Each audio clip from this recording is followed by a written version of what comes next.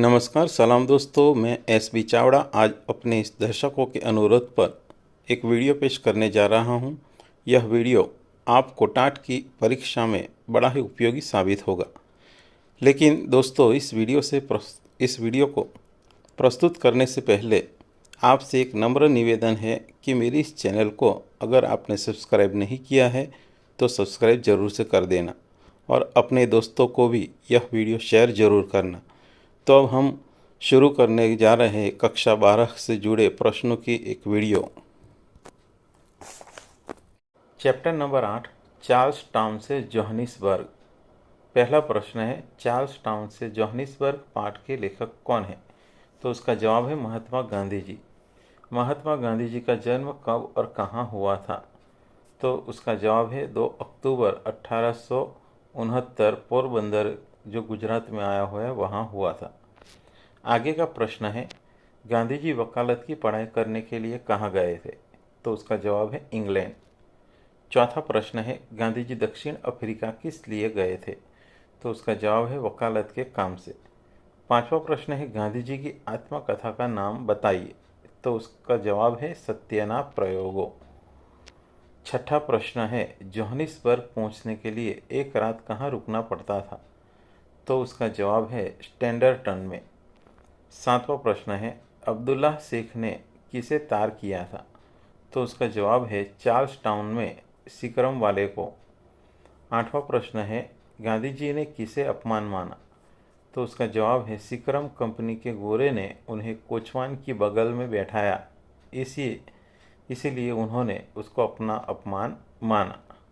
आगे का प्रश्न है, गांधी जी को क्या देखकर तसल्ली हुई? तो उसका जवाब है स्टैंडर्टन में हिंदुस्तानी चेहरे को देखकर तसल्ली हुई। आगे का प्रश्न है, सिकरम किससे चलती थी? तो उसका जवाब है घोड़ों से। गोरा मुखिया बाहर निकलकर क्या करना चाहता था? तो उसका जवाब है सिगरेट पीना चाहता था।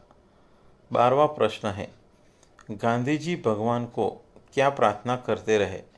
तो उसका जवाब है अपनी रक्षा करने के लिए। 13वां प्रश्न है, दूसरे दिन गांधी जी को सिकरम में कहाँ जगह मिली? तो उसका जवाब है यात्रियों के पास। सिकरम शब्द का अर्थ बताइए। तो उसका जवाब है घोड़ों से चलने वाली बग्गी। आगे का प्रश्न है, गांधी जी के इनकार करने पर गोरे ने क्या किया? तो उसका जवाब है तमाचों की वर्षा कर दी और उन्हें नीचे खींचने लगा। आगे का प्रश्न है, स्टैंडर्टन में गांधी जी किससे मिले? तो उसका जवाब है तैयब हाजी सुमार से। आगे का प्रश्न है, निम्नलिखित शब्दों के पर्यायवाची शब्द लिखिए, यानी कि समानार्थी शब्द। पहला प्रश्न है, रद्द यानी कि अनुपयोगी। दूसरा अर्थ है व्यर्थ, अजनबी तो अपरिचित। नियत तो इरादा। अन्याय तो नाइंसाफ़ी अथवा अनीति। अपमान तो अनादर। तकरार तो झगड़ा। असमर्थ तो अशक्त। नाहक तो अर्थ होगा व्यर्थ। शक तो संदेह। तसल्ली तो दिलासा। निम्नलिखित शब्दों के विलोम शब्द यानी कि विरुद्धार्थी शब्द लिखिए। पहला है उचित, अनुचित। दाया तो बाया। अपमान, सम्मान। समझदारी तो नासमझी। आगे का प्रश्न है, थोड़ी, बहुत। मैला तो साफ सुथरा। असमर्थ, समर्थ। अंदर तो विरोधी है बाहर। इच्छा, अनिच्छा। बलवान तो बलहीन। दया तो निर्दयता। शर्मिंदा तो बेशर्म। खुश, नाखुश। कड़वा, मीठा। आश्वस्त तो अनाशक्त,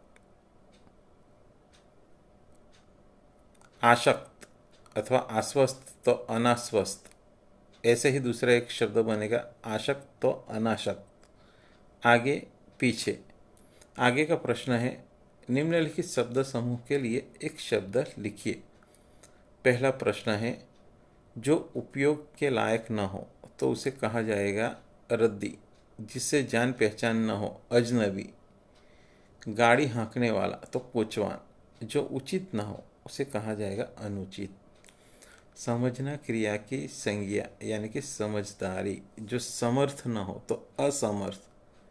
हथेली और पहुँच के बीच का भाग यानी कि हथेली और पोंचे के बीच का भाग, उसे कहा जाएगा कलाई। जिसके पास कुछ चारा ही ना हो तो बेचारा, अपने अपने पर बीती हुई तो आप बीती। जिसे आश्वासन दिया गया है तो आश्वस्त, जिसे कोई फिक्र न हो बेफिक्र। आगे का प्रश्न है, निम्नलिखित मुहावरों के अर्थ लिखकर वाक्य में प्रयोग कीजिए। यानी इसका हम वाक्य भी प्रयोग कर सकते हैं, लेकिन अभी हम यहाँ पर सिर्फ उसके अर्थ देखेंगे। पहला है हवा खाना, यानी इसका मतलब है शुद्ध वायु का सेवन करना। जिसके वाक्य प्रयोग भी उसका हम बना सकते हैं कि भाई हम खाना खाकर हवा खाने के लिए चले गए। दूसरा प्रश्न है छाती धड़कना, यानी कि भय से हृदय कांपने लगा। तो इसका वाक्य प्रयोग हम कर सकते हैं कि भाई चोरों को देखकर हमारी छाती धड़कने लगी।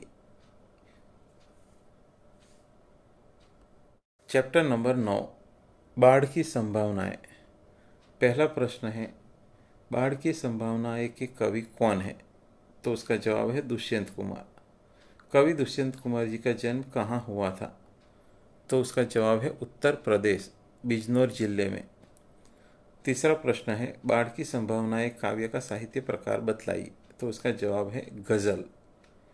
कवि दुष्यंत कुमार जी का जन्म किस वर्ष में हुआ था? तो उसका जवाब है सन 1933 ईस्वी में। आगे का प्रश्न है दुष्यंत कुमार जी का प्रसिद्ध गजल संग्रह कौन सा है? तो उसका जवाब है साये में धूप। श्री दुष्यंत कुमार के उपन्यास का नाम बताइए। आंगन में एक वृक्ष। आगे का प्रश्न है घर कहाँ बने हुए? तो जवाब है नदियों के किनारे। दरख्तों के तने कैसे हैं? तो उसका जवाब है बहुत नाजुक है। कवि ने झुनझुने किसे कहा है? तो उसका जवाब है जिस सभा में अपनी बात, यानी कि जिसे सभा में अपनी बात कहने का मौका नहीं मिलता, जो दूसरों के इशारे पर नाचता हो, ऐसे लोगों को झुनझुना कहा है। कवि कालीन क्यों नहीं देखना चाहते? क्योंकि कवि के पांव कीचड़ में सने हुए हैं। आगे का प्रश्न है कौन सी संभावनाएं सामने है? तो बाढ़ की। आगे का प्रश्न है कवि ने किस वन का जिक्र किया है? तो चीड़ वन का। आगे का प्रश्न है हम सफ़र क्या कर रहे हैं? तो उसका जवाब है ऊँघे हुए हैं, यानी कि सो रहे हैं। 14वां प्रश्न है गजल में टूटे हुए चेहरों की तुलना किससे की गई है? तो उसका जवाब है टूटे हुए आईनों से। आगे का प्रश्न है गजल में हम सफ़र कैसे हो गए हैं? तो उसका जवाब है ऊंचे और अनमने।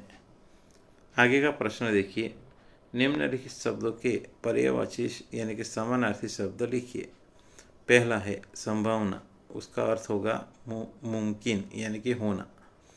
नदी तो सरिता, दरख्त तो पेड़, नाजुक तो कोमल, आईना तो शीशा या दर्पण, कालीन तो उसका जवाब है गलीचा, कीचड़ तो दलदल, हम सफ़र तो सहयात्री, अनमना तो उसका जवाब होगा उदास या खीन। चैप्टर नंबर 10 कारतूस एकांकी के लेखक का नाम क्या है? तो उसका जवाब है हबीब तनवीर। हबीब तनवीर जी का जन्म कहाँ हुआ था? तो उसका जवाब है रायपुर, जो छत्तीसगढ़ में आया हुआ है। आगे का प्रश्न है हबीब तनवीर ने दिल्ली में किस संस्था की स्थापना की थी? तो उसका जवाब है नाट्य मंच। हबीब तनवीर का प्रसिद्ध नाटक कौन सा है? तो चरणदास चोर। हबीब तनवीर को भारत सरकार के द्वारा कौन सा पुरस्कार प्राप्त हुआ है? तो पद्मश्री।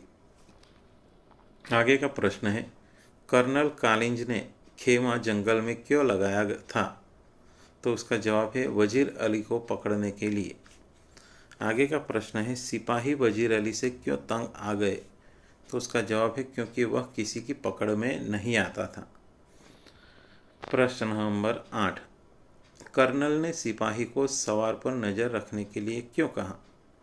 तो उसका जवाब है वह जानना चाहता था कि वो सवार किस तरफ जा रहा है। आगे का प्रश्न है कंपनी का क्या हुक्म था? तो उसका हुक्म था कि वजीर अली को गिरफ्तार किया जाए। 10 वजीर अली आदमी है या भूत, यह वाक्य कौन बोलता है? तो उसका जवाब है लेफ्टिनेंट। सआदत अली ने अपनी आधी जायदाद किसे दे दी? तो उसका जवाब है कर्नल को। 12वां प्रश्न है वजीर अली वकील का कत्ल करके कहाँ भाग गया, तो उसका जवाब है आजमगढ़। 13वां प्रश्न सवाल किससे मिलना चाहता था, यानी कि सवार, यहाँ सवार की जगह पर ल लिखा गया है, लेकिन सही होगा सवार, यानी कि घोड़े सवार। जो सवार है वो किससे मिलना चाहता था, तो उसका जवाब है कर्नल से। कर्नल ने सवार को कितने कारतूस दिए, तो उसका जवाब है 10। आगे का प्रश्न है वजीर अली का एकमात्र लक्ष्य क्या था, तो उसका जवाब है अंग्रेज़ों को इस देश से निकाल देना। आगे का प्रश्न है वजीर अली ने कर्नल की जान क्यों बख्श दी, तो उसका जवाब है क्योंकि उसने कारतूस दिए थे। आगे का प्रश्न वजीर अली की योजना क्या थी, तो उसकी योजना थी कि वो नेपाल पहुंचकर अफगानी हमले का इंतज़ार करना और अवध पर कब्जा करना। प्रश्न नंबर 18 वजीर अली को कितना सालाना वजीफ़ा यानी कि पेंशन तय किया गया था, तो वजीर अली के लिए सालाना 3 लाख रुपया तय किया गया था। समानार्थी शब्द लिखिए। पहला है अफसाना, तो उसका जवाब है किस्सा या कहानी। दूसरा है खिलाफ, यानी कि उसका आंसर होगा विरुद्ध।